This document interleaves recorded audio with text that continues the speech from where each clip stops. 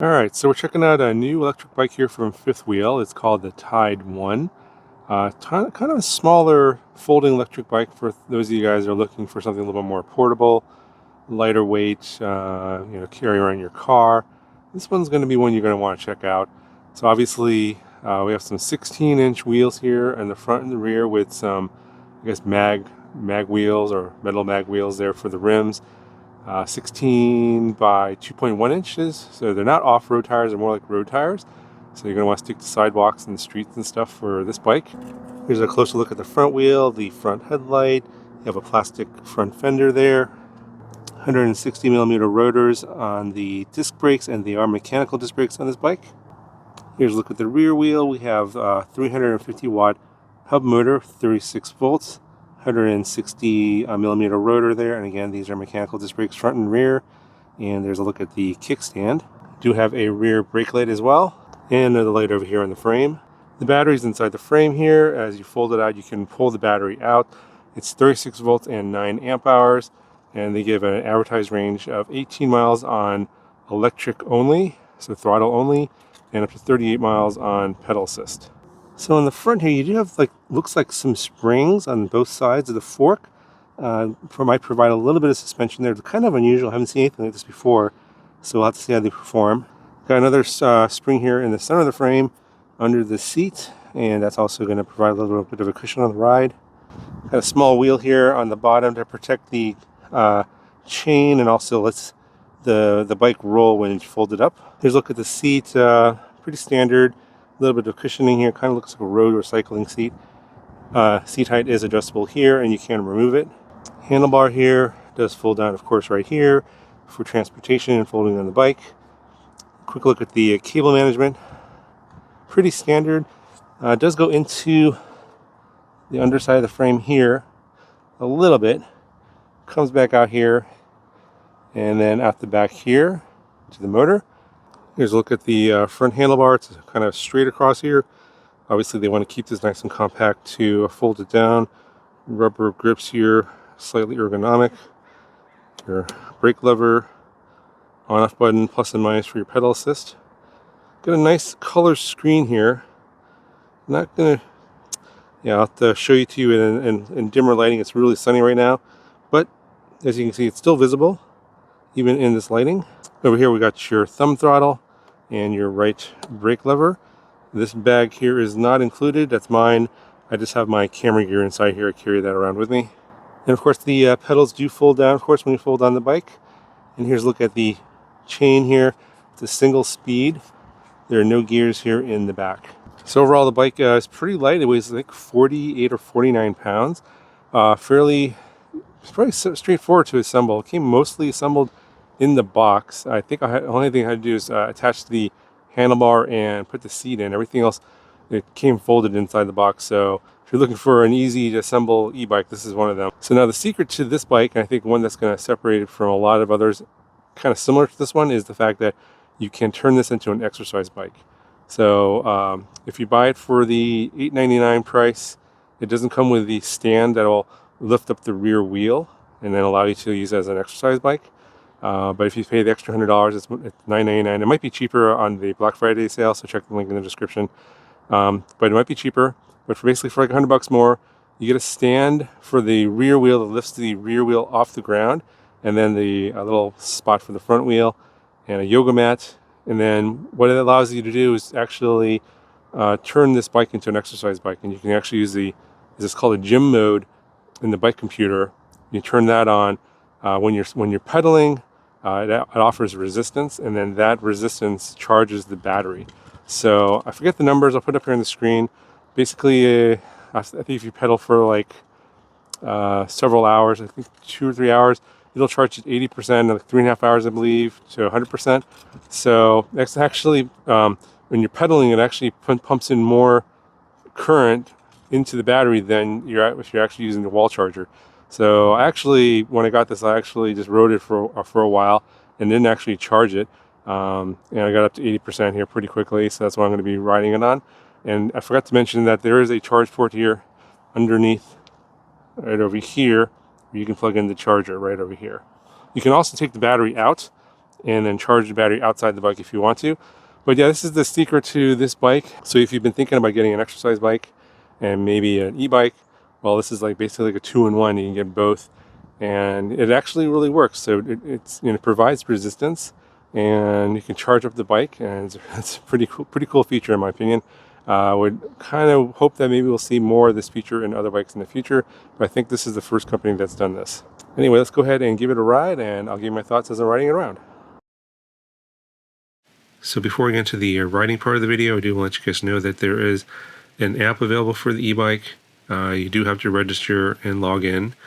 And additionally, you do need to get the super key, or I guess the serial number, from the back of the manual and enter that in order to activate the app. So there are some basic functions in the app that controls like the headlights. You can electronically lock the bike.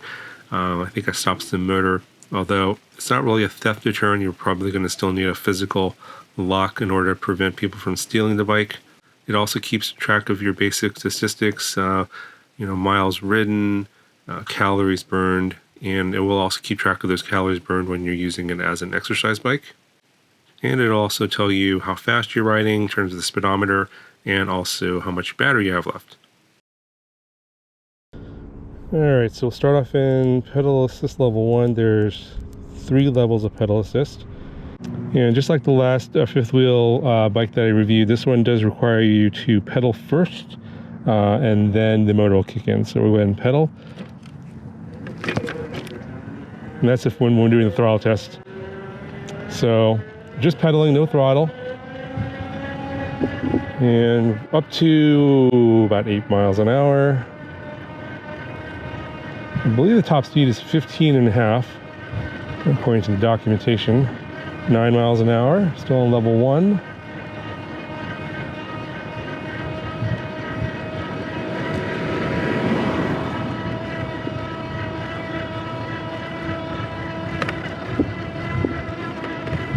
Okay, we're about at 10 miles an hour now. Still on level 1.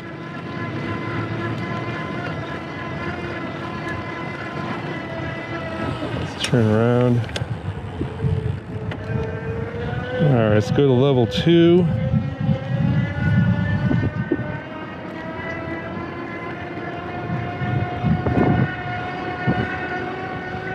To 11. 12.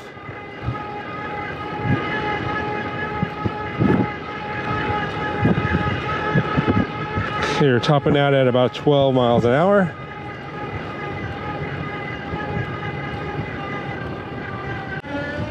Alright, so level 3, let's see what we can get this up to.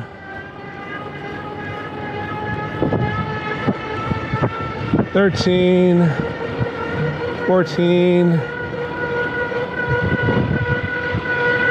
Maxing that at about 14. Alright, throttle now. We'll pedal a little bit and then hit the throttle. So it looks like on pedal assist level 1, it goes right to the top speed. And we're topping out at 14 miles an hour.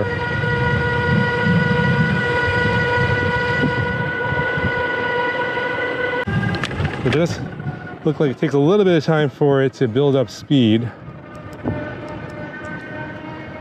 It is only a 350 watt motor, so I suppose if you're on the throttle continuously on a flat surface, you probably get to that 15.5 miles per hour. Eventually, it took me, you know, about 10 seconds there. But yeah, just gonna pedal it here on pedal assist level 2. Very casual, 10 miles an hour. And I'm gonna stick to these nice, smooth paved streets. This is what I recommend on a bike like this. There's a some small dips and stuff here, and I can feel the shock in the center definitely doing something. It does feel like it gives it a little bit of a smoother ride. Now there's no gears on this bike, so getting the bike started, you know, especially if you're going uphill, it might be a little bit challenging. So I would recommend sticking to flat surfaces on this bike because it doesn't have any gears, because you do need a little bit of torque to get the bike moving from a standstill because there are no gears. It's not terrible. It's just something worth noting. You know, it's going to be easier on a bike with gears, but this one doesn't have that. Let's go up a little bit of a curve here. Yeah, I don't think the front shocks do much. I mean, I can hear them, but most of the weight's in the middle anyway. And yeah, I mean, you can kind of push on the front wheel a little bit. I'm not really sure if it's all that effective. The center definitely feels like I'm trying to show it here as I'm bouncing up and down. There's definitely some give on that center shock, but it is adjustable, by the way. The manual shows that you can't use a wrench and get in. I think there's a nut to adjust the tension of that center shock. So if you don't feel like it's soft enough, or if you feel it's too soft, you can adjust it according to your weight. But I didn't make any adjustments. This is how it is, how it came out of the box, and it seems all right. Maybe a little on the soft side, maybe because I'm on the heavier side.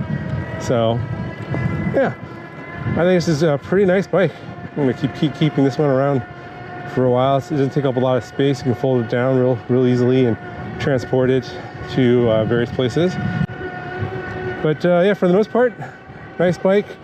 I think that for me, I'm probably gonna swap the seat out for something a little bit more cushy, just because I'm a heavier rider. I think this is gonna be fine for someone maybe a little lighter, but if you're a heavier rider, you might want something a little bit bigger, a little more cushy, just for comfort. But I like the fact you can take this inside the house with the stand, ride it around, ride in as an exercise bike and charge up the bike. That's the thing that's pretty nice about this one. Anyway, that's gonna cover for this video. If you got any questions, let me know. I'll talk to you guys in the next one.